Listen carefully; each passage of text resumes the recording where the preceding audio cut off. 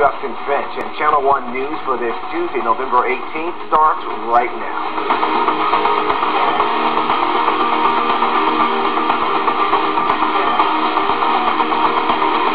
Clean energy is one of President-elect Barack Obama's top priorities.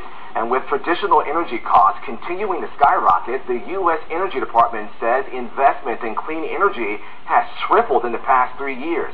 Stephen Fabian has a story of a Massachusetts school that's using clean energy to save money and the environment.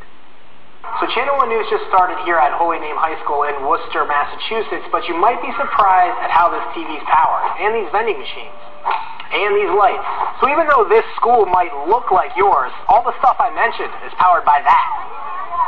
A power-generating wind turbine shooting 242 feet into the air with 3 spinning blades, each longer than 2 school buses. Kind of intimidating. Most intimidating, though, might be the huge chunk of change it took to build it. More than $1.5 million. Why spend that much money on something like that? In about 5 to 7 years, it'll pay for itself, and then after that we should have 20 years of free electricity, so it's pretty worth it. Massachusetts receives 65% of its power from gas and coal, and for Holy Name, that didn't come cheap.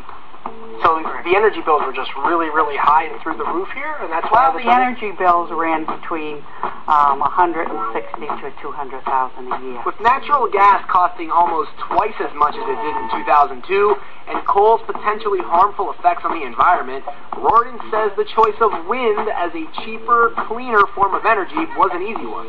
Wind is always present at Holy Name. We call it our secret weapon up on our football field. We pursued grant money from the Massachusetts Technology Collaborative and other foundations, and we were off and running, and after 4 years we have a working turbine.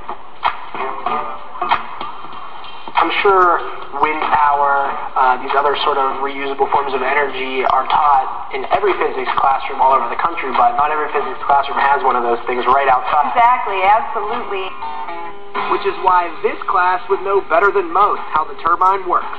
And it all starts with the idea of clean energy. Clean energy is sort of like energy, it's basically using a renewable source of energy. For example, wind energy, wind is never going to go away. Clean energy is basically what we can use technically forever. So as the blades rotate,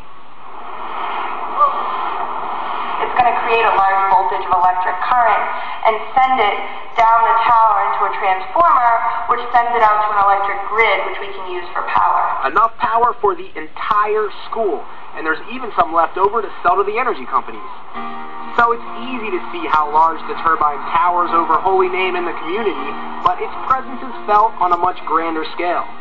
It's going to become a big deal in our lives after a while, because with the pollution, everything that's going on, global warming, and climate change, it's going to be important for everybody to realize what their impact is on the earth. We're going to be the ones that have to make the decisions and make the changes, or else we're going to be the ones that suffer. And that's why the students here aren't afraid to, well, show it off. It's good to be able to tell people your school took the initiative, and your school put up the wind turbine, and you're really starting to help out with the environment. Source of energy, source of pride, and toast of the town. Plus, It gives the football team something to look at in practice. Stephen Fabian, Channel 1 News.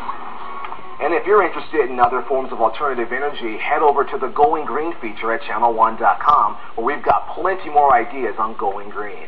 And on the flip side of the break, our web producer Hannah Van Winkle puts the band Article A to the test.